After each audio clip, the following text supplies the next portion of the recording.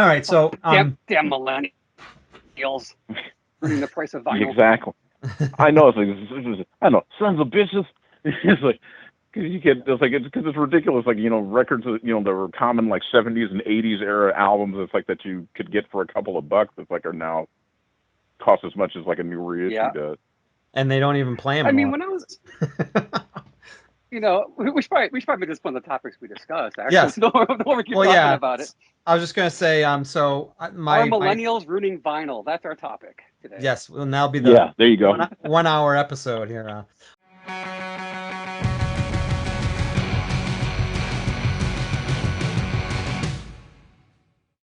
All right, so welcome everybody to this edition of True Audio Files. I'm trying a new thing out today.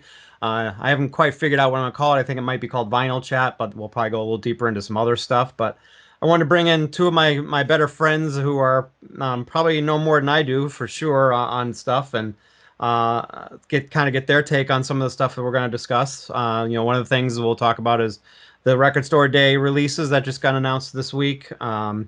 And a couple of other topics. But first, I want to do some introductions. We've had a couple of technical difficulties, so one of the gentlemen is only going to be able to join us by phone, but we'll have a picture up there, which you probably are already seeing in my spectacular video editing capabilities that I have here. So, but first, I want to introduce Sean. He is a good friend of mine from the Chicago area. He actually is a Dio fan, as you can see. But he used to be a Gort or an admin at the Hoffman website. And Unfortunately, yeah, I was going to say there are reasons why he's no longer there. But he also did do his own YouTube channel a while ago, but also he's published. He's actually done a couple of articles on it's a tone audio, yes. is it? Yeah. So I don't know if you have anything you want to add to that at all, but wanted to Well, give you some that's street good. cred there. Hello. And he's also probably got the most vinyl of anybody I know, and he probably knows the most about. Well, second, maybe tied with the other gentleman I've got on the call for knowledge base on vinyl and like the different pressings and so on and so forth. So I definitely wanted to get him on here and get his take on some stuff. So welcome, Well, Sean. thank you. That's a lot of pressure there. I think. Yes, that I'm at was that was I'm at intentional. I'm at the age now where I'm forgetting more about vinyl than I know. Probably still know a lot more than a lot of people out there though. So. I need notes to go back on stuff. I can't even remember stuff I purchased, so that's where Well, I'm you and at. I both. Yeah. um I do that so with new stuff now, which is really unfortunate. yeah, that's not good. You It's know, I sometimes gotta, it's hard, especially if you're buying from the artist websites too. So and that's the thing. It's funny you mentioned that because the recent one was Paul McCartney's Band on the Run. He announced the underdub version on LP with a remastered LP of the original album. The day he announced, I'm like, oh great, I'll pre-order that. Completely forgot about it. I want to say maybe a month or so later, my buddy was like, "Yeah, I went to go buy a copy, but you can only buy it from McCartney's website. Amazon doesn't have it. Blah blah blah." I'm like, "Oh shit, I pre-ordered that then." So I went to McCartney's site and I ordered it again. So yeah, sure enough, I got two packages on the porch that day. I'm like, "What the?" I'm like, "Oh, I damn. ordered this twice. Awesome." Yeah, no, Sadly, that happens far more often than I would like. yeah, I've had that happen a That's couple part of the times. fun. So yeah, that's right. So the other person we've got on the call here is Jeff Harris. He has a awesome blog called Behind the Grooves, which he tells every like dates and history and music, and he's just got an extensive knowledge of music in general, and used to work for some record labels as well. Maybe you can go in a little more detail about your history, Jeff, so we can kind of get a better sense of that. Oh, thank you, Jim. Well, yeah, actually, I started writing the Behind the Grooves blog. Actually, it was something that began like actually on my Facebook page quite a while back, but the actual blog page I actually began on actually was on Tumblr in 2011, and managed to build a pretty good sized following there. But eventually, it's like, I got rid of the Tumblr page and moved it to Facebook.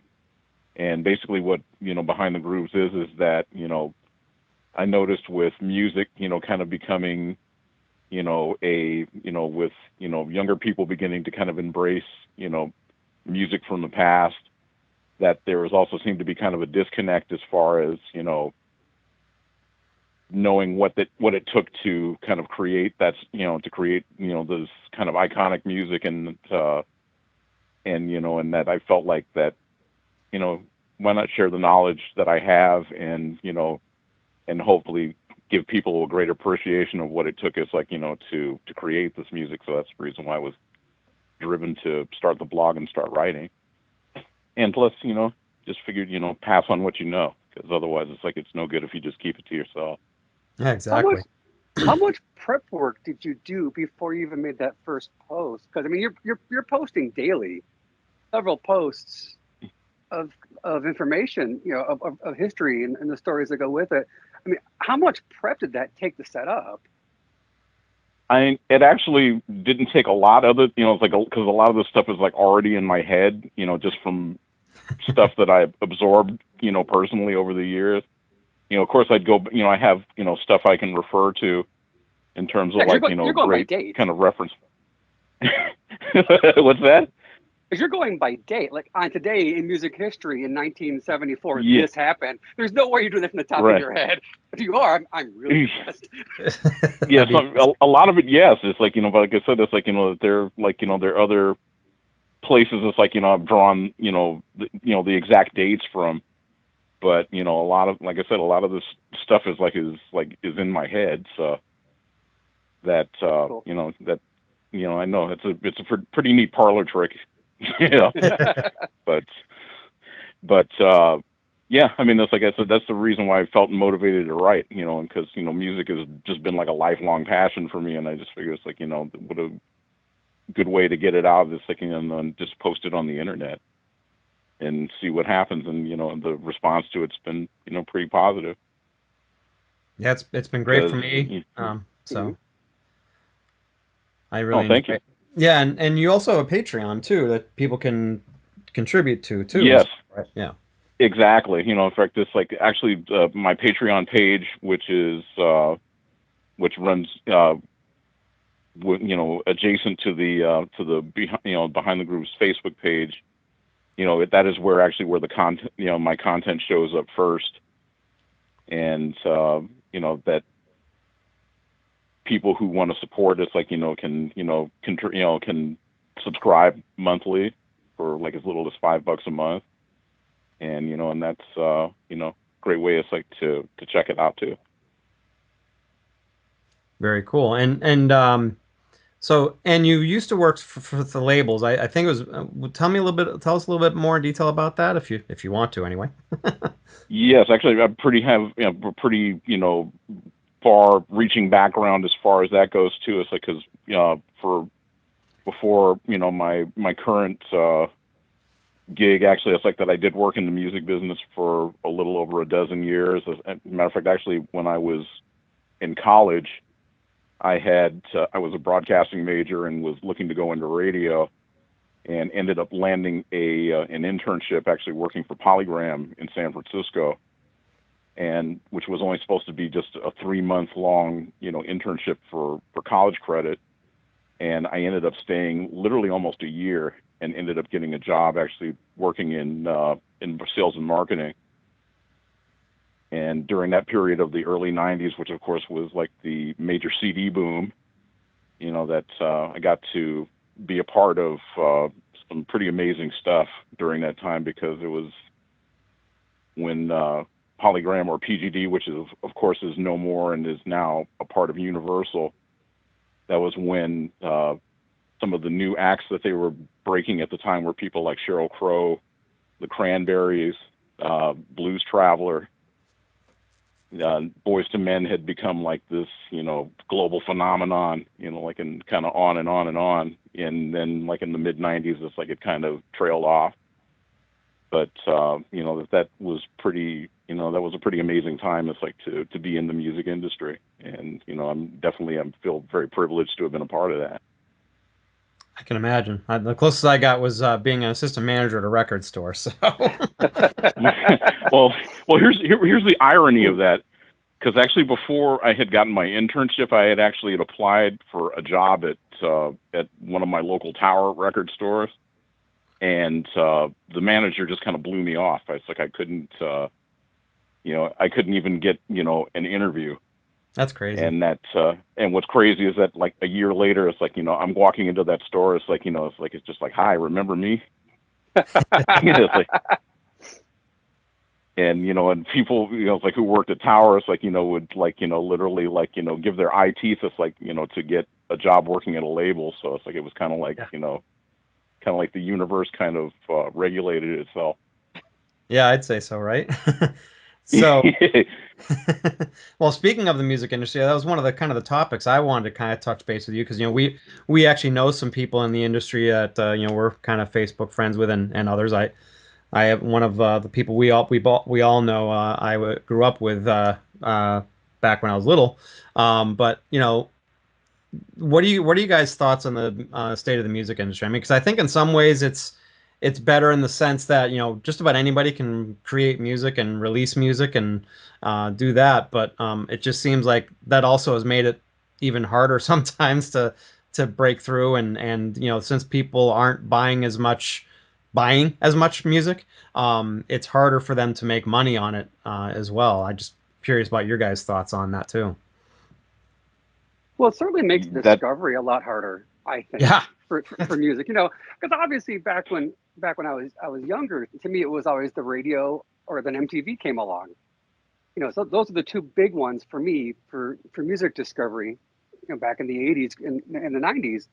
But obviously, I don't really. Well, I should say obviously, but I don't listen to a lot of radio now. MTV is not really a thing, not like it used to be, anyways. So most of my new discoveries are either by word of mouth. Hey, have you heard of this? This is awesome. Or I'll listen to a podcast or two, and they'll hey, these are some undiscovered gems from this year. You should check these out. You know, I started blind buying or at least streaming stuff just based on written reviews I've read. I'm like, oh, the description sounds interesting. Because you don't have quite the same mechanisms of discovery like you used to. no, I know some of the streaming apps have, like Kobas and others have like a new arrivals section on Friday. Here's all the new and releases. that's what I do. Yeah, And I will peek through there. But the problem is if you don't recognize the names, you've got that's nothing to what I really do. kind of go on.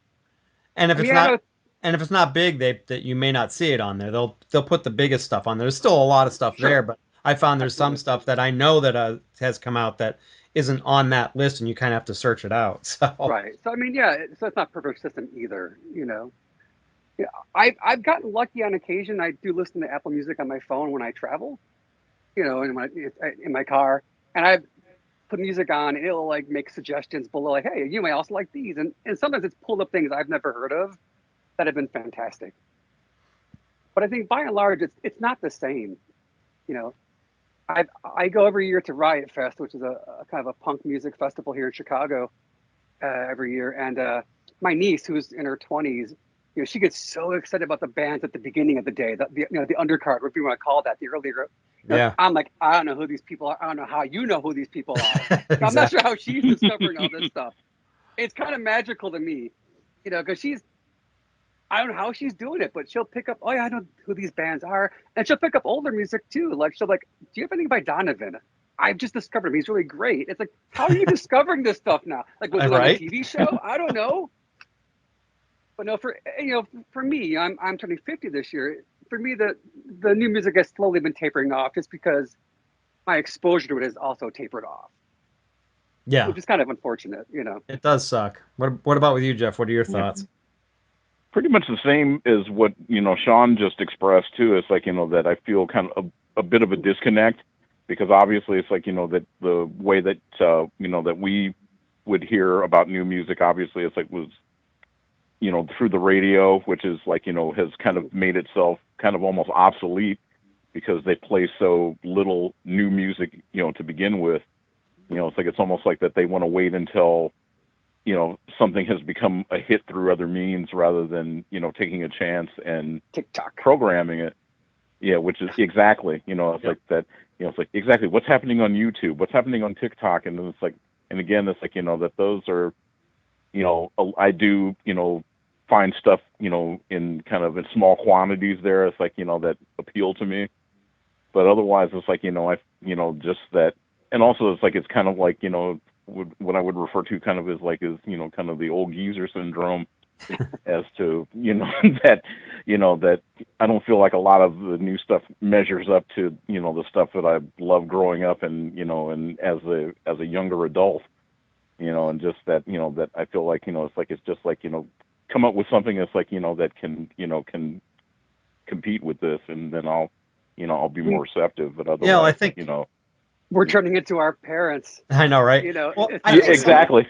I think some of that though is that it's not curated like it used to be. Like you used to have the record execs and the label say, look, you gotta do this or do that on your album, and I think sometimes it's bad Hmm. because it kind of restricted creativity, but in another sense, sometimes they knew what they were talking about too, and Yes, yeah, some do, but it's like a lot are just like, that they're just literally just chasing trends and trying to yeah, get in where they fit in, rather than like trying to, go their own way and blaze a new path, yep. because it just seems like that there's so few musicians that are doing it, or at least ones that are being heard like on a wide basis. Yeah. Well, and I also think some of it's, they're a lot of them are producing their own music and all that kind of stuff, which is all great, but sometimes you need a second person saying, "Hey, well, what if you did this a little different or something like that?" I mean, I think there's Exactly.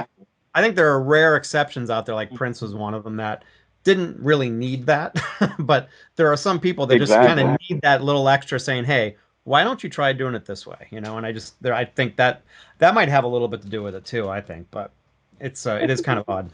it's not just a Exactly. curation problem either, or only. Another issue I think is the abundance of it. You Right. talk about Spotify and all those streaming apps are like $10 a month. You have everything a la carte. The problem with that, and even I say it now as someone who buys way too many records, right? I'll go Guilty. like you'll come to town. We'll both hit the record shops together, and we'll leave with a big stack of albums. The problem is I don't spend as much time per album as I used to when I was younger, right? Because I have a Exactly. big stack of them. When I was a kid, back when I first started working, my first job, minimum wage was like $3.75 an hour. The CDs were 15, $16 a pop. So I was making maybe $40 a week on a paycheck You might get one as or a, two as a a kid. month if you're lucky. So I would buy one or two CDs in that time frame, or maybe some used albums at the used record shops or whatever, a small handful of them, and you would play them over and over and over until the next payday, and you can afford to buy more. So in Yep. that time frame, you spent so much more time with the few that you had, that you became really kind of intimate with those albums. You really knew them really well. You knew the liner notes front to back. I mean, you didn't have Yeah, as many back then. exactly. I mean, as fun as it is of a collection this large, there's only a small, really number of these albums I'm really attached to. Yeah. No, I agree with that. A lot of them is just I buy them kind of mechanically, like, oh, this looks interesting, I'm going to buy this. Yep. I don't have the same attachment as when I was younger, and I don't think it's just a younger thing. I don't think No. that's because you were younger and that's different. No, it's I had less of it back then. You Yes. know, because even as an adult, a good example would be like the Marvel Comics movies. Yeah, they come out one every 6 months. You get to see the one, enjoy it, and have that in your head for the next 6 months until the next one hit. You're Yep. not going from album to album to album or whatever. So it's a very different kind of listening experience now. Yeah, It You know, definitely exactly. is. Yeah. And it's for me too, because like I've gotten into jazz a lot more over the past 5, maybe 10 years, and there's a lot of catch up on that. So yeah, and you can't Yeah. spend the same time per album like you would have when you were a kid. When I was younger, getting into kind of classic rock, getting into the Beatles and Pink Floyd and all that, I was buying one album at a time, maybe two for I got paid every other week, so maybe you got to buy one or two albums a week or a check, and you play them a lot and get to know them really, really well, and that would kind of send you on your next one. Okay, I want another Pink Floyd record. That last one was really good, or whatever. As you explore their back catalog, even then you had that kind of throttling of one album at a time or two albums at a time or a small handful of records, not the entire catalog of the music industry all at once. Exactly. yeah. I know Jamie Tate, he's an engineer that we know. He really hates the word content, but really Yes. that's what this stuff is really kind of turning into. It's just content on a site. Is you're just shoveling on us just lots of content. And yeah, you can try to curate it down. It's significantly more work than it used to be. I Yeah, most, also think there's a lot. I think there's also a lot more fragmentation now in music than there used to be. yeah. So for example, when I Yes. was a kid, when MTV first started, what I loved about early MTV was they didn't have a lot of videos to play. They played anything they could get their hands on. So you would see like the Thompson Twins, and then like the Who, some clip from the '60s. Then you'll see like I don't know some 40-year-old rock star put out an album. Here's his new single, and here's some new wave band. Here's a new rap or hip hop, whatever. It was all just kind of this hodgepodge collage of this different music thrown together. So I would be exposed to genres I would not normally listen to Yep. because it's just 3 minutes. I'll watch this video till the next one comes along, and you start picking up on songs that you would have never heard. Once MTV started branching things or breaking things up, like here's Yo MTV Raps is this block of time right here. This is Headbangers Ball right here. You can suddenly be like, well, I don't care much for heavy metal. I'm not going to watch Headbangers Ball. Yep. Whereas in the past, one or two of those videos would slip into the playlist, and you would hear them just over time come to life. I'm like, oh, I actually do kind of like this song. This is great. You pick Yeah. up on music you would never hear before. That's not happening so much now. Everything is so in its own space now.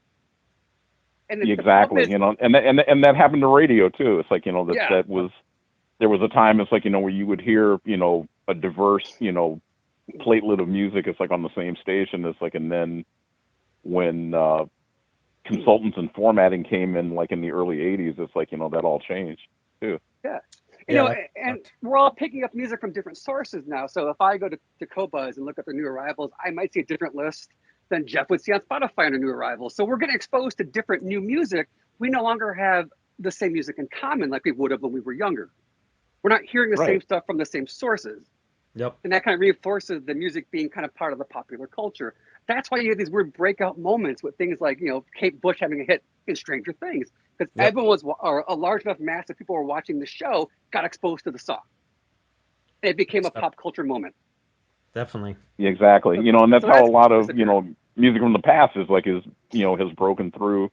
Again, it's like his exposure, like on TV shows and in movies and in TV commercials and other media, that Yeah. otherwise it's like, a lot of, people that are, the millennials and Gen Zers, it's like, would not, have access to otherwise. Yeah. Definitely true. Some of the other things that are a little bit kind of things that are kind of weird to me in the industry too is, the whole thing, like all the things that are happening nowadays with, now there's like 8 or 10 variations of the vinyl that you can get from this for the same thing. Like I think Green Day had, I think 8 or 10 versions of their newest album, Saviors. McCartney 3. Yeah, McCartney 3. Ace Frehley's new album, I think it's up to about 7 or 8 versions and it hasn't even come It's out yet. ridiculous. And it's just, I get it. That's how they're generating their money for that Yeah. now, because if they only had the one version of it, they're probably tripling or quadrupling their sales by doing that because there's going to be a small handful of people that are going to want to buy every single version Yeah. of it. Uh, Yeah. Exactly. It's almost kind of like the other thing that you can kind of compare that to in the past is when record companies would commission people to remix tracks. It's like after something had been like a hit single. Like matter of fact, Trevor Horn was notorious for doing this. It's like with he did it with Frankie Goes to Hollywood and with Yes and with a bunch of other acts in that he worked with. It's like I think that there's when Frankie broke big, it's like that there was like something like a half a dozen or more remixes of like a Relax yep. before that record Yep. fell off the chart. It's like that. It was just basically it's like to give to keep the record going in the charts and give it extend its lifespan in order Yep. to to increase sales. So. And let's be honest, this isn't a new gimmick. No, it's not. They've been doing this for a long time, Yeah, the different right? colors. Yep. I have synchronicity like that. Yeah, I mean, it's not this is not a new gimmick, but man, it's been really ratcheted up to 11 these days. You know, Mm-hmm. as a gimmick, it was far more used sparingly back in the day. Oh, I'm How many kind of covers back do you up. have? I think I'm up to about 15-ish. I Wow. wanted to. So I you're only wanted about to. so you're only you're not About even halfway halfway. there yet. That's right. I wanted to start collecting those, but the problem is my Some, desire to collect those also coincided with the price increase on used records because all yeah. the young kids are buying up Yeah. all the older classics now. So I'm like, man, I missed the boat on that one. You know, Well, then I have you know, the Rolling Stones "Miss You," Some Girls, I mean, where there's yeah, the different I got the variations and different, stuff too. I got the different covers Yeah. somewhere for the Into the Outdoor by me And too. what's funny is that it's like at the time that that record was a hit, I had absolutely no idea. It's like that they were like alternate covers of that. I didn't discover until like I was like a grown up Yep. when it's like that they were like various cover variations of that. I know, it's crazy.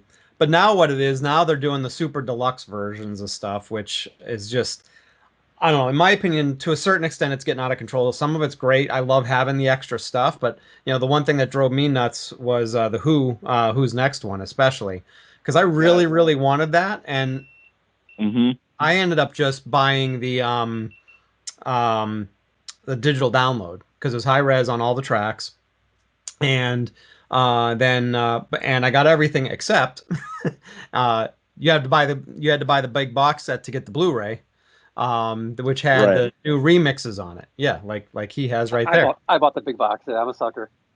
Yeah, Yeah. Have and So, you? and so did I actually. It's like, and I'm only literally like halfway through it. Yeah, same here. yeah, It's a great set. It's got a lot of great content. I I'm love Oh, it's the I'm amazing. content I have, but I really wanted the Steven Wilson remixes, yeah, but I but you want to can't get get that yeah. unless I buy the box set.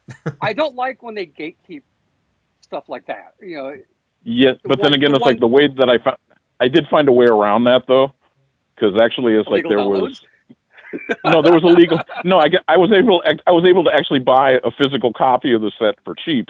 Actually, it's like because I just thought $300 is kind of a heavy lift, Yep. in spite of how much I want this.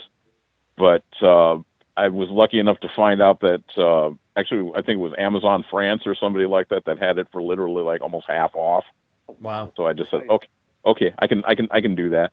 I've been And watching it just on said here. Amazon. I've been watching it on the regular Amazon page recently, and it's been hovering in like the 220-ish range. And if it goes down further than that, I might still get it, but I'm still having a hard time justifying that. I Yeah, hate to say this. just keep an eye out. Yeah, Yeah, I exactly. hate to say this, but these box sets are really kind of the last dying gasp of physical media. They're Yeah, trying to, they're trying to cash in on all the boomer nostalgia that they can before that generation kicks off. I mean, I hate to sound Yeah, cynical about it, but you're it's what it right. is. no, I it's mean, true. Yeah, I'm not exactly. a boomer and I'm not about to kick off anytime soon. I hope. So I'm enjoying these box sets as they come out. But that's what it is. They realize the people who grew up with these bands are going to be gone soon. One last dip in their wallet before they go, basically. Yeah. You know, Well, and the other thing that's but at kind of least, been frustrating has been the but cost, though, too. It's yeah, like that's how many? ridiculous. Yeah, That's a 10 disc set, I think it was, or 11 if you include the Nine Blu-ray. or I forget. Whatever it It's a is, it's big ass like box. 10 discs, and it was $300, so it's like $30 a disc. I mean, that's exactly. Yeah. And it's it nuts. weighs a ton on top of that too. Well, the box is huge. You know, Oh my Yeah, God! It's I mean, yeah, you're just like paying for oh my boat and neck, stuff my like that back. too. I bet you.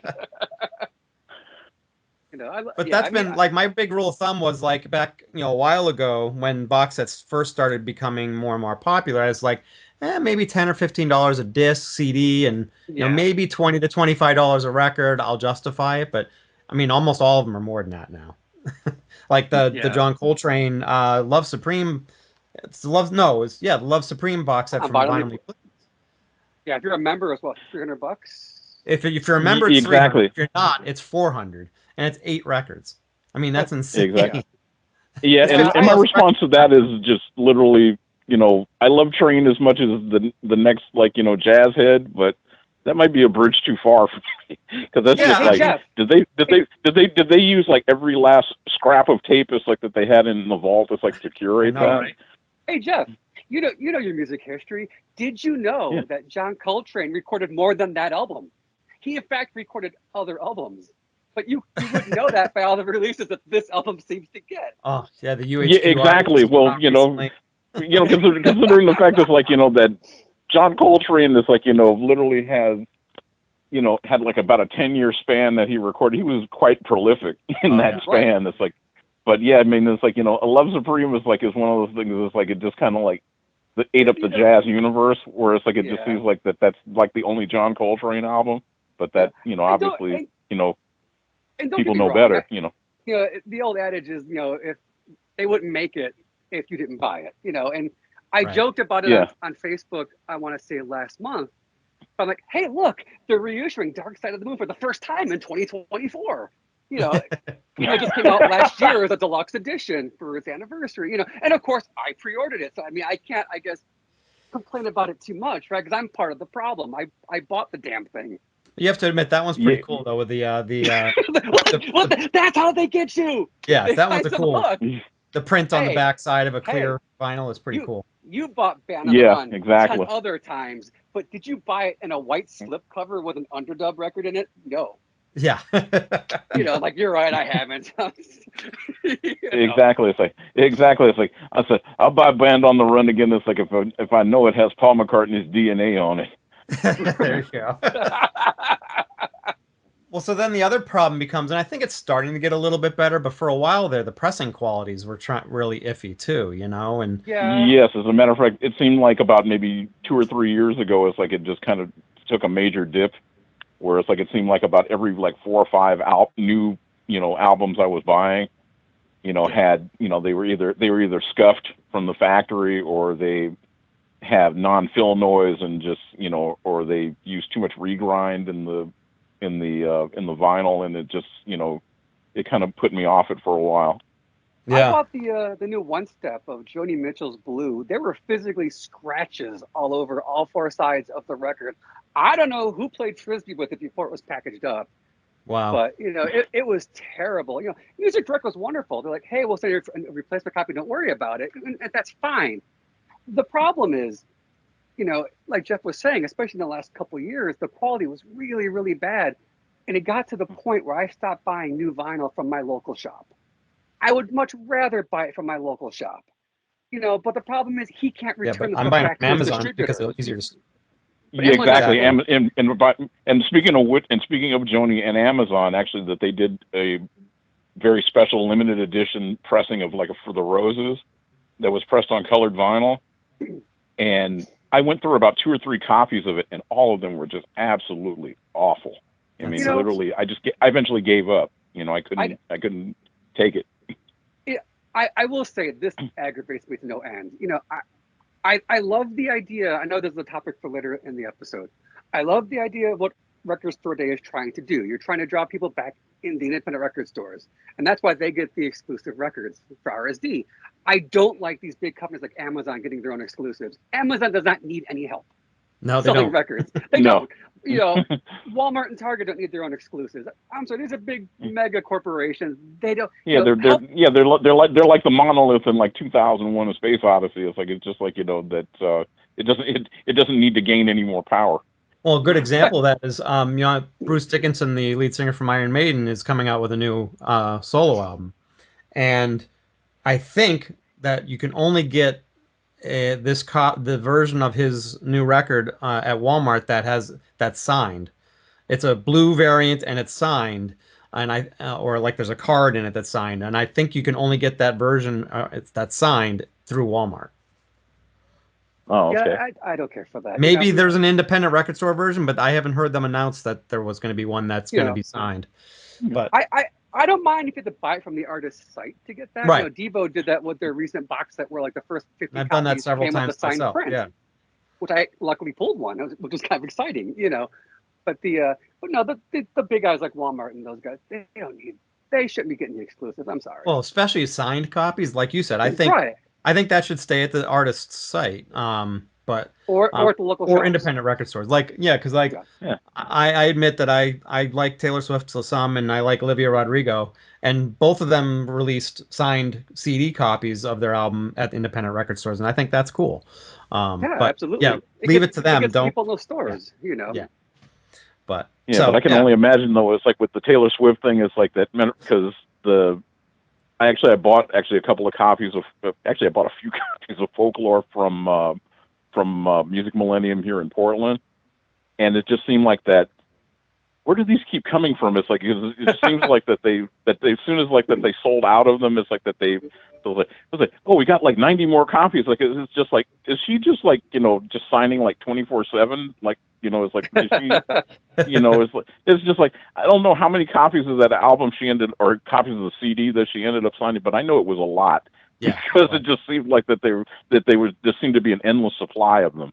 Well, yeah. I don't know if you were watching the Super Bowl a couple weeks back, but like you can see her actually signing discs still in the box while she's watching the game. She probably was. So like she's just like take advantage of every little bit of downtime she's got because she's busy. Exactly. All right. Well, we got one more topic I want to get into before we go to Record Store Day, and that was talking about kind of the cutting engineers that are currently out there, and kind of who your favorites are right now. I mean, mine isn't. I'm gonna butcher his last name, and I do it every time, and I've done it every time on my, and I keep forgetting to ask him how to pronounce his name. But was it Nino Harris? Harris? Yes, Yes. he's definitely my favorite. Yes, he's fantastic. I have not found a record great. he's done that is not good, and he So- does some amazing stuff. Even on like there was a Ghost record that he did that was like, I think it was like 55 minutes long, and he still made it sound good, and that was just impressive. So I met him years ago when he first came to Chicago. He moved out here from New York to go to college. He went to Columbia College here to go study audio, and he was a member of the Steve Hoffman board. So we hung out and went record shopping one weekend. And I remember this very clearly. He told me his life plan. He had it all mapped out in his head already. He was going to finish school. He's in Chicago because Music Direct is located here. And his plan was to, through them, get a job at Mobile Fidelity cutting records. That was going to be his dream, to cut records, especially the classic albums he grew up listening to. I think he did one step better. He ended up at Sterling. Yeah. So he's cutting a wider swath of music than and he's could have done at Mobile Fidelity. Yeah, and he's doing some great old, great reissues. Like he did. There's a bunch of them. I'm not gonna be able to name all of them, but like he did the Noro Jones, and Talking Heads, and Avril Lavigne was one that he really liked that he redid. But there's been several reissues that he's done that just they're definitely the best sounding. And I consider his stuff the audiophile quality. Hopefully they get pressed well, but that's been one issue. But every time I see his initials in the record, when I get them, I'm like, yes. Yeah. And I agree with you. And I don't want to sound, again, the pessimist here, the cynic, but I'm glad he's a younger guy doing this kind of work. Because as much as I love the Bernie Grunmans and the Kevin Grays and the Chris Bellmans and those guys, they're really kind of old now. They despite what the sheer volume of work coming out of those guys tells you, they can't do this forever. No, I don't know exactly. Yeah, I mean, I keep wondering exactly. I wonder when Bernie Grunman sleeps too, is actually because it just seems like that he's still cutting like close to everything. These days. Yeah, he's doing all the print stuff and just a bunch of stuff. And what blows my mind, there was recently an interview with him. I think Michael Fremer interviewed Chris Bellman a few weeks back. And one of the things he mentioned was there's just the one cutting lathe at Bernie Grunman's studio. So then Bernie had to take turns using it. Wow. So there's and that. And it's like, and I can't imagine, and I know it's got to be definitely like a vintage lathe of some sort. It's like that. Sure. How do you keep something like that up and running? As much stuff as they're cutting. Yeah, I guess Bernie has the day shift and Chris has the night shift. Something. It's insane. But I think both of them are also very, very good. Especially they're good. Kevin Gray's good. Kevin Gray. Yeah.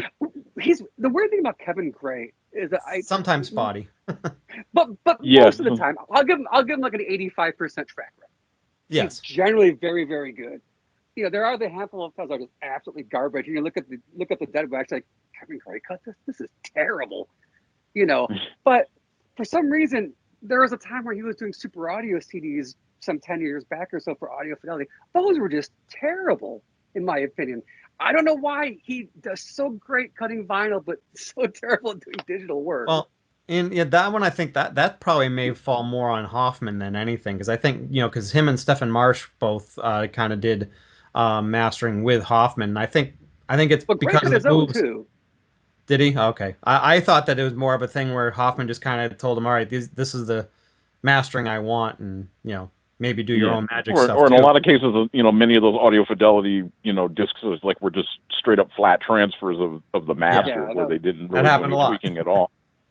yeah. I don't get that. And that's the thing, right? There's just been this recent kind of, I guess, controversy. Jeff can't see me. I'm doing air quotes, but the with the television marquee moon that Kevin Gray cut for Rhino. I I think it sounds absolutely stupendous, this record, but people are so mad because it doesn't sound like the original LP. Because it's not as compressed, probably. It's not as shrill because the guitars are really kind of shrill and kind of screechy on the original record. And, the rest of the band is now present more on the Kevin Gray. You can hear the bass, you can hear the drums way clearer. So Tom Verlaine's not the focal point, But there's this weird sort of, I don't understand why people want reissues to just sound like what we've had before. Yep. Allow Yeah, those exactly. records. They should be an improvement. Yep. Allow those records, were cut under lesser than ideal circumstances. Either, well, we know, these records are aimed more for younger kids. They have crappier record players, so we're going to cut the bass out and roll off some of the treble, blah blah blah. So they play better on Led Zeppelin too. as an example. But even like the Beach Boys '60s records, I think those records sound terrible.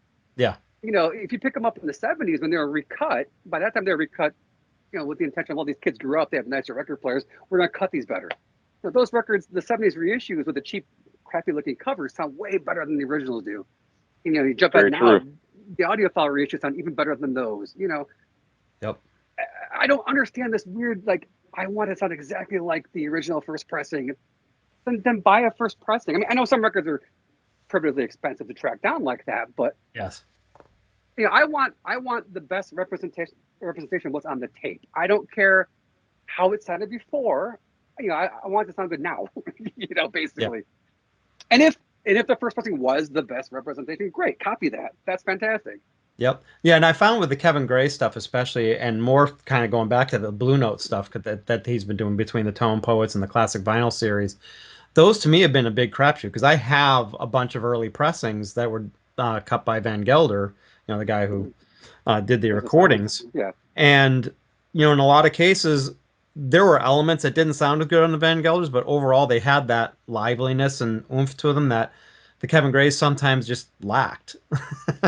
Yeah. It sounded good. Like if you had it on its own, you didn't listen to the first pressings or early pressings, you're like, wow, this is really good. This is really natural. But then you put the other ones on, and yes, they may not sound as natural, but they kind of had a more of a liveliness to them than some of the Kevin Gray stuff did. So and that's does great work. The hobby. What's that? That's the fun of the hobby. To me, it's fun. It's fun to track down these different copies of an album to hear how different people interpreted it. Essentially. Yep. Well, and that's why when I do a lot of shootouts on my channel, and I rarely say, look, this one's definitely better, because it's most of the time there are elements that are better about one and elements about another one that's better. So I'm like, look, if you like this, this, and this, then you're probably gonna like this version. If you like this, you're gonna like that version. So I think some people don't appreciate that as much, but that's the reality. It's like it's rare that I found an album that was redone that blows away the other options in every single facet. There's usually maybe one or two little elements that, well, yeah, it was a little bit better on the older version, but overall it's better. But that's been my experience anyways, for the most part. There's some rare exceptions, but oh yeah. So awesome. All right, well, let's get to what probably a lot of people are waiting for, and that's the list, the Record Store Day list.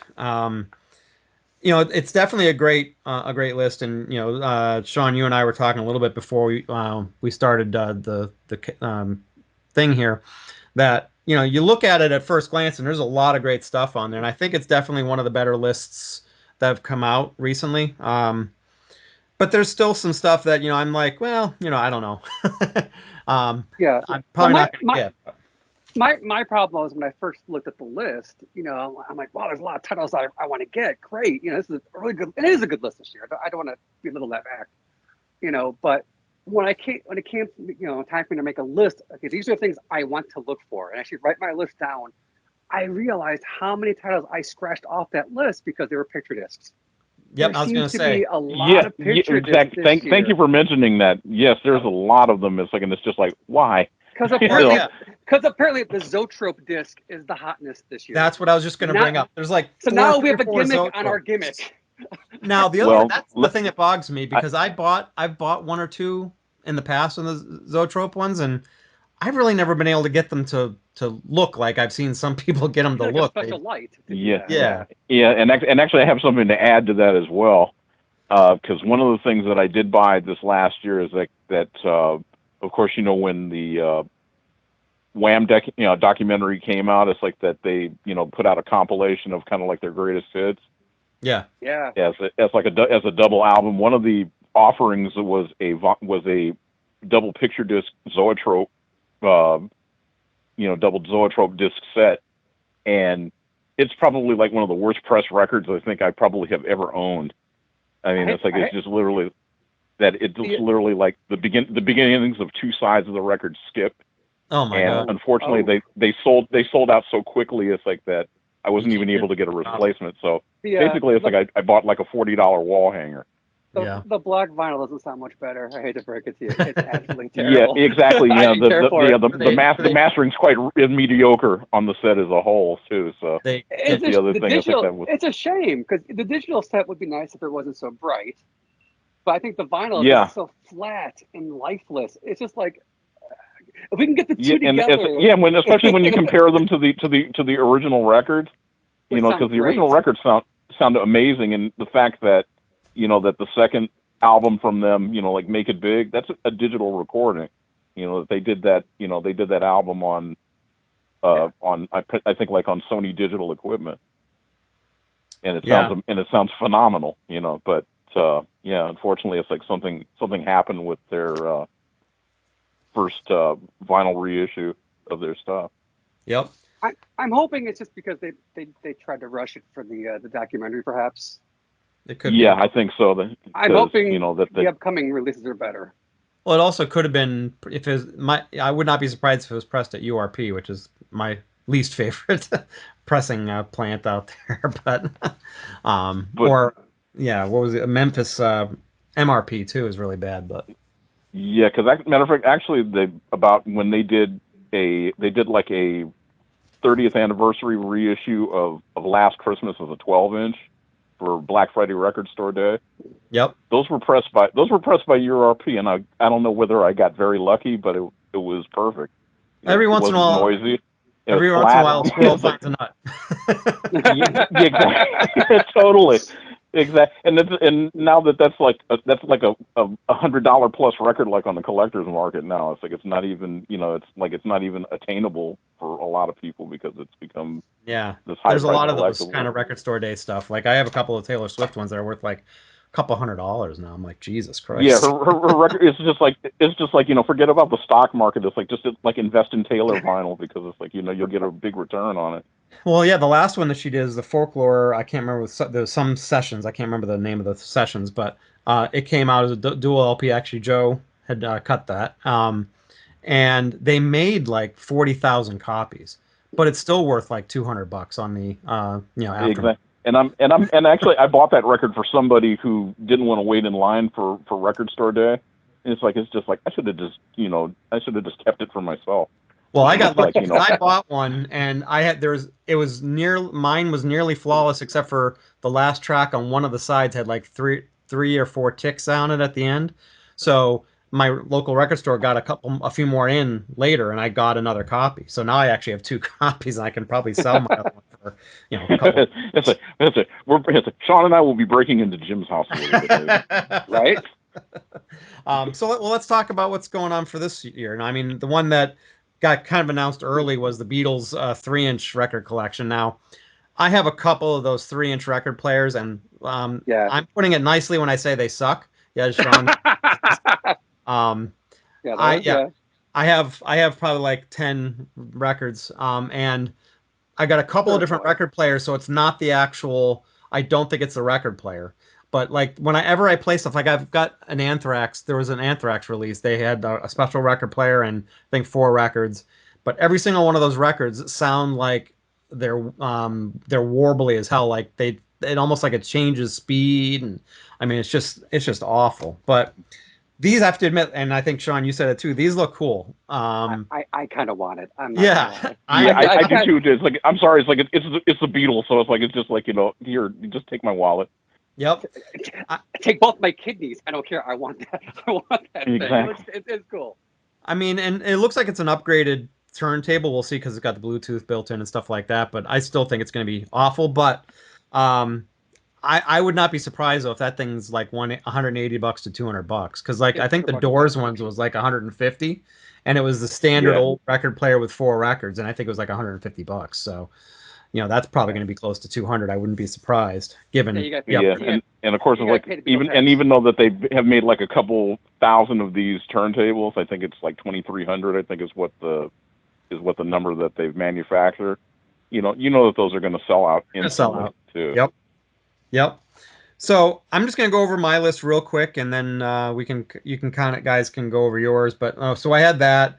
The David Bowie Yes. Waiting in the Sky looks like it's gonna be pretty interesting. I mean, Ziggy Stardust is my favorite Bowie album, so the fact that this is kind of like the precursor right before, what it was initially going to be, I guess, and releasing that's gonna be cool to listen to. The Eric Carr one seems like it's interesting. They've actually from Kiss, and he had one a couple of record store days ago, which was pretty decent actually. And Bruce Kulick from Kiss actually helped write some of the songs that were on that, and I thought it was pretty cool.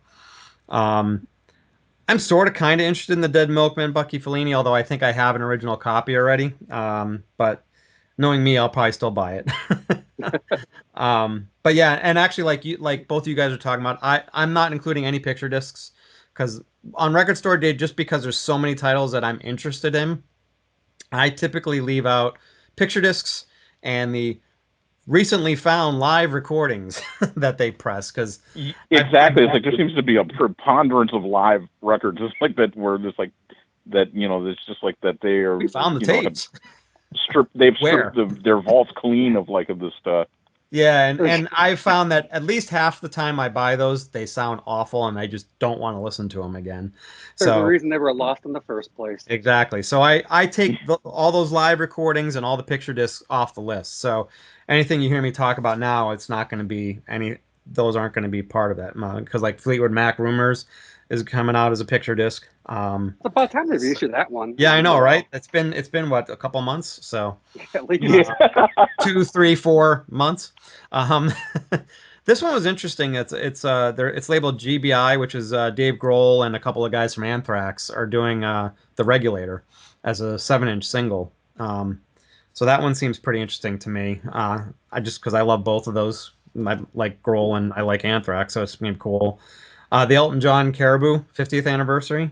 That'll be Yeah, pretty definitely interesting, I that one. think. I'm curious about the John Lennon Mind Games one. I didn't really Yeah. read too much into it, but I'm curious about that one. Looks like it's gonna be available in a colored vinyl and black. Um, It's so basically a sampler from the upcoming Mind Games Deluxe oh, is that what it is? coming Okay. up. Yeah. Um, Another one that's near and dear to my heart from the mid '90s, I think it was, but the G Love and Special Sauce. Uh, I just There- I used to go to the club and listen to Baby Got Sauce all the time, so it was that's a name I've not heard since I was in art school. he's still Yeah, releasing I haven't. stuff. Yeah, exactly. I haven't heard that exactly since my music industry days. He's still releasing stuff, not quite at the same level of quality, but it's still out there. But Is there ever a level of quality? I was gonna say, I guess it's arguable, but Paramore's album, This Is Why, they're doing a remix, which I have the digital copy already. You'll have to excuse me, my throat is dry. But I'm interested in the remix version, so that'd be cool. I didn't really read details on the Parliament one though. That's what, Osmium or something like that, deluxe Their edition. first album. Yes, Is that that's what it something is? I'm definitely interested in too. Same. Yeah, I mean, I love Parliament. I try to get everything I can of theirs, especially the original stuff. But um, Pearl Jam Dark Matter is an interesting one. I'm kind of hesitant. I'm not sure. I haven't really liked many of the newer Pearl Jam albums. So I'm not sure if I'm I going to like get the that last one. interesting. What's that? I enjoyed the last one. I thought it was pretty good. I mean, it wasn't bad. It's just, it's not 10 or versus or Vitology, but Yeah, exactly. Yeah, I mean, it's like, pretty much I think by the time they got to Yield and No Code, it's like I think I got off the Pearl Jam bus. yep. Same. Um, then there's the Ramones demos. That could be interesting. Yes. I'm guessing Bill Inglot probably had something to do with those because he's been doing all the Ramones stuff. So our buddy from a Facebook group we're in. Mr. Rhino, yeah. Yes. Now, Mhm.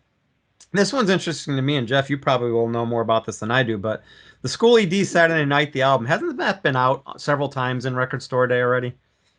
Yes, as a matter of fact, actually, it has. It's like that was I was surprised to see that one come up, and but Yeah, I what is think I I think bought it the first time it came out, and then I saw it come out again. I'm like, why is this coming out again? And now I'm seeing it again. Is it a different color? yeah, Probably. yeah, and Maybe. it's also its Get On Down too. It's like that Yes. that put it out, because I think most of, if not all of School ED's back catalog actually is owned by Sony because they own Jive. So it's Yep. like that, that they obviously must have licensed it from them. Yeah, I was like, come on, again. But Well, there's a couple of Sun Ra exactly. titles. Um, Sun Ra is one of those ones. It's like he's hit or miss. Sometimes Yes. just Yeah, way out there. it can either be like really cool and different to like almost kind of unlistenable Yes, because it's like what was he on when he recorded this? exactly. So I'm not sure about those ones yet, but the Talking Heads live album, that one might be Yes. something that I may have to break my rule of live albums of, so Well, that was a radio show, though, so that should be okay. yeah, that's a positive thing on that. So Yeah, because I mean, because aren't some of those tracks from the name of this band is Talking Heads, I it believe. could be. And COZ, I think that was a Rhode Island radio station. I can't remember now though.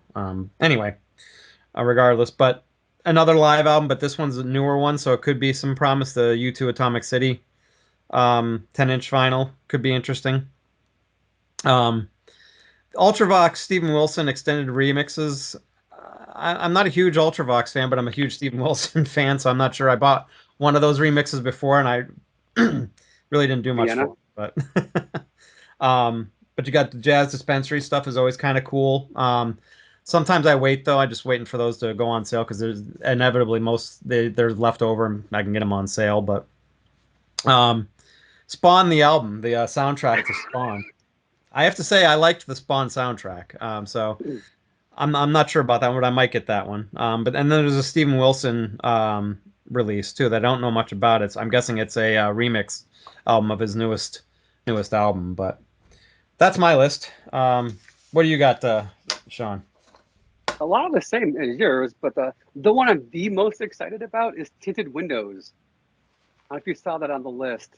So that's a band that put out a whole one album 20 years ago. It's a group with Adam Schlesinger, James Iha, Bunny Carlos, and one of the guys from Hanson as an It's E-bop. interesting. I think It's a I've power Wow, punch band. what an eclectic group of musicians. It is, and I All remember right. I read about that in a magazine, probably Rolling Stone or somewhere. Like, yeah, this album's coming out. I'm like, this is bizarre as hell. I need to buy it. So I bought the CD back when it came out. It's fantastic. So it's Yeah, and finally it's going getting to a be an vinyl exclusive. issue. It's Yeah, going to be so an I exclusive. need that one. That one I'm the most stoked about. Now I'm going to have to probably highlight that one.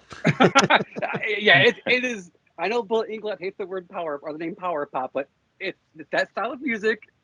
It is an absolutely fantastic record. If you've not heard it, check it out. It's streaming. You can listen to it. I think you'll like it. I got the Talking Heads like you do on my list. The Todd Rundgren Todd. The last two anniversary LPs that they put out for RSD have been fantastic. But Interesting. I'm hoping this is of the same caliber. I think Chris Bellman cut Something Anything, and I forgot who did a Wizard or True Star. But those have both been really, really nice reissues. Nice. So I'm hoping this keeps in that tradition. I do have Sonny Rollins' was a Freedom Weaver on there. I know your rule on the live recordings. It could be sketchy, but it is tentatively on my list. I kind of felt like Sonny Rollins, so I think if it's a good recording, it could be a great album. I love Sonny Rollins, and I buy just about everything I can of his. But yeah, I just am so leery, especially the jazz live reissues have just been. It's been really iffy.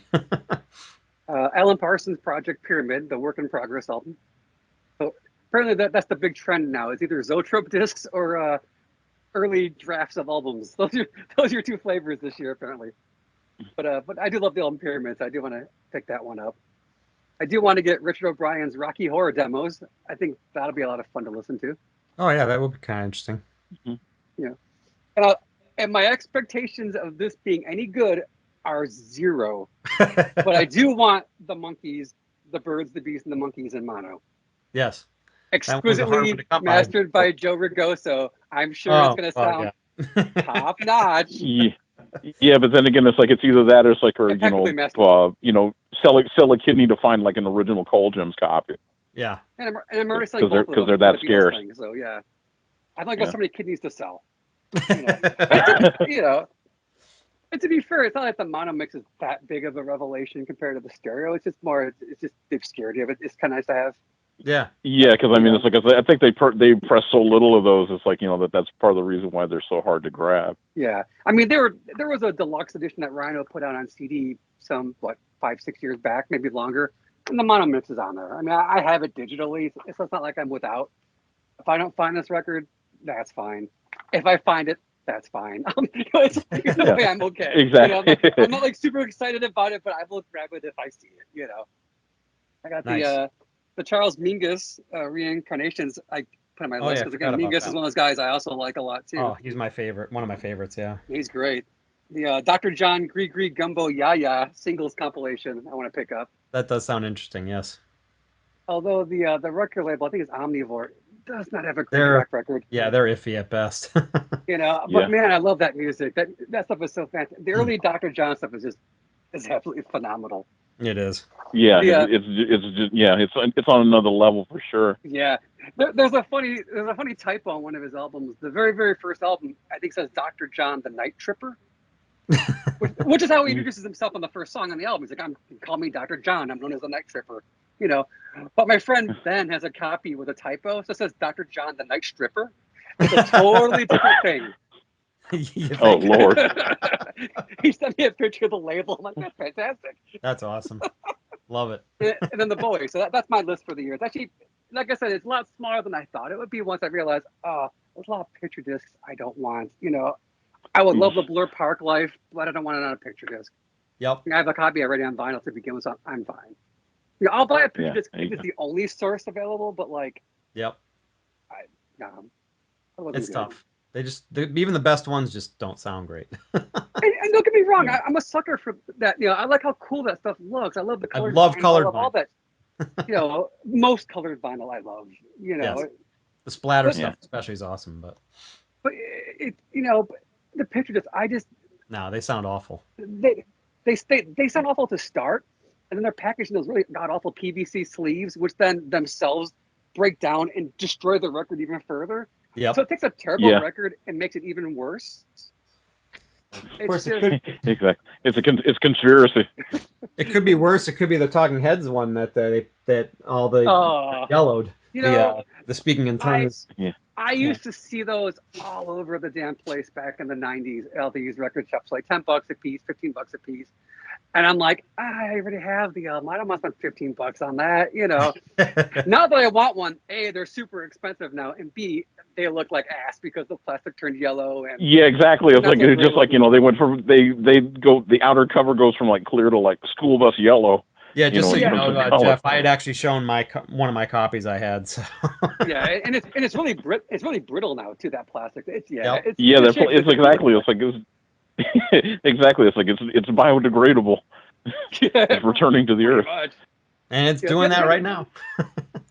The other thing I'm not so nuts about behind picture discs for RSD is when they put out way too many 7-inch records. I can't get too stoked about paying $15 for a 45. I'm Oh, sorry. it's so ridiculous. They're 20. I've seen them for Yeah. 20 even. Yeah, and that's like the boomer to me. Like, when I was a kid, I was paying $1.69 at the Venture or the Zare, whatever store, Kmart. Now to see them for like $20, I was like, hell no. Yep.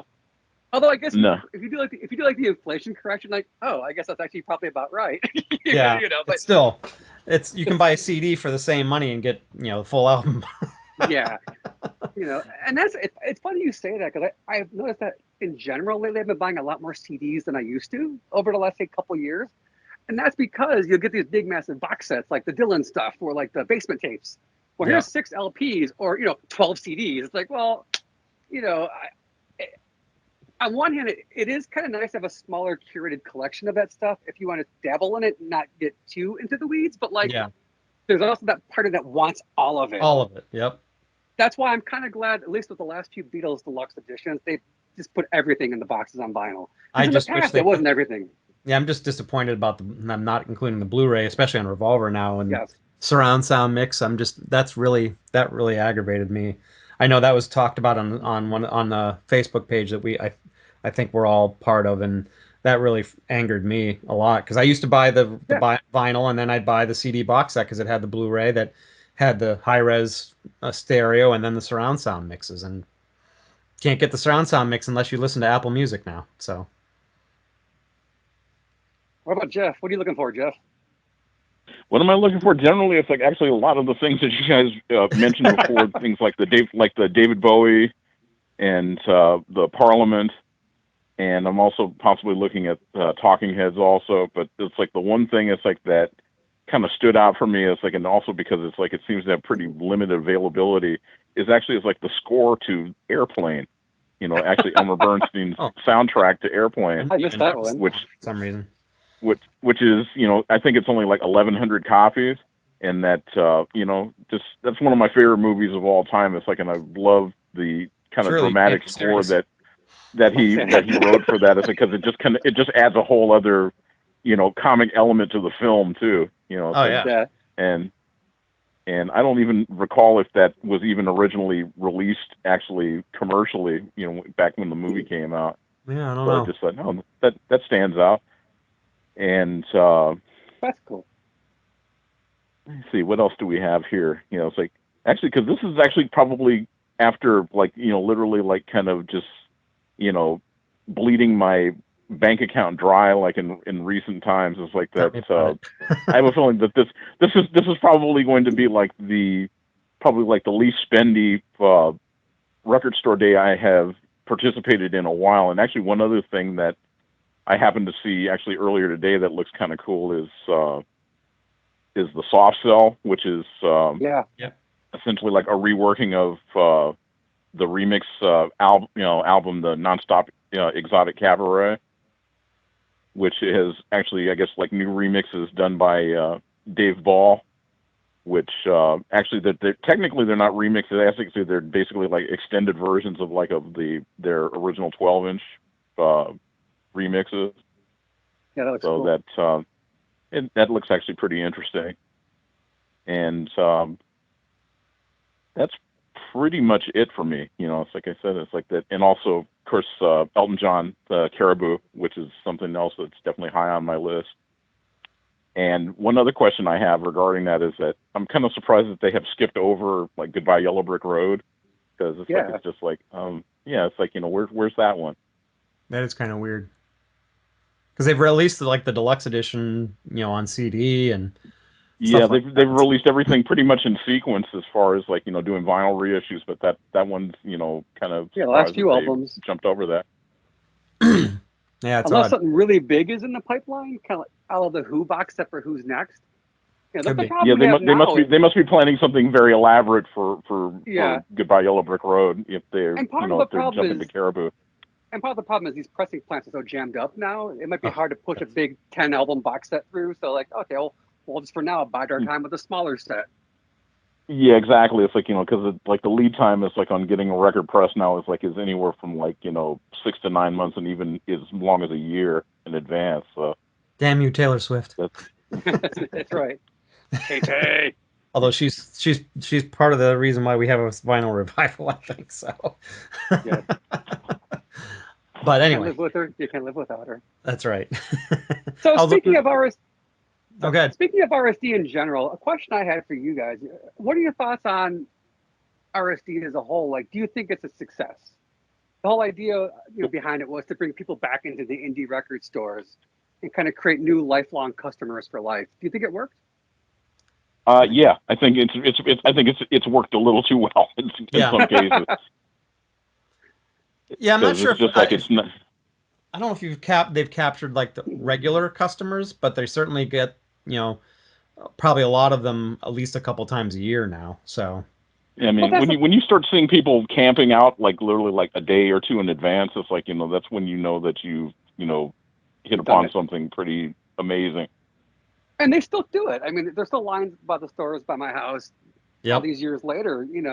But I was talking to the owner of one of the shops near me, Pete over at Old School Records, and I asked him, I go, the people who come in on RSD, are these regular customers of yours? Do you see them throughout the rest of the year? And he's like, no, usually the first couple of people in line, those who camp out, are not people he sees regularly. So you got to wonder, a lot of those people are probably there just to flip the albums. They're just there Yes. to grab, and I noticed that because the guy in front of me grabbed one of everything, it seemed like. I'm like, okay, those aren't all for his own personal collection. That's the guy Some who people then would grabbed probably one of say the same thing. everything. I was just gonna say, it sounds like someone would say that's about me too. But I mean, but it's true. You got to wonder Yeah. how much of that is actually, you know, that. And I do kind of resent the fact that RSD by design wants it to be a FOMO event. Fear of missing out. They want the lines outside the store. They want that kind of news story around the event to keep hyping it and keep the hype machine going. They don't let stores. I think they should let stores take orders for their regular customers. Personally, Yep. I'd rather sleep in on Saturday. Yeah. Tell me about it. Oh, I mean, yeah. Well, and especially if there's a Taylor Swift or Harry Styles or Jonas right. Brothers album or something that's coming out, it's like you're not going to be Yeah. first in line. There's just no way. No, it's like they'd be like, yeah, exactly. It'll be the people who've barely been to a record store in their lives to come out of the woodwork for that kind of stuff. Yep. I'm hoping there's some non-zero number of people who made that part of their habit. Like, hey, I enjoy this experience. I like the browsing. I like the vibe of a record shop.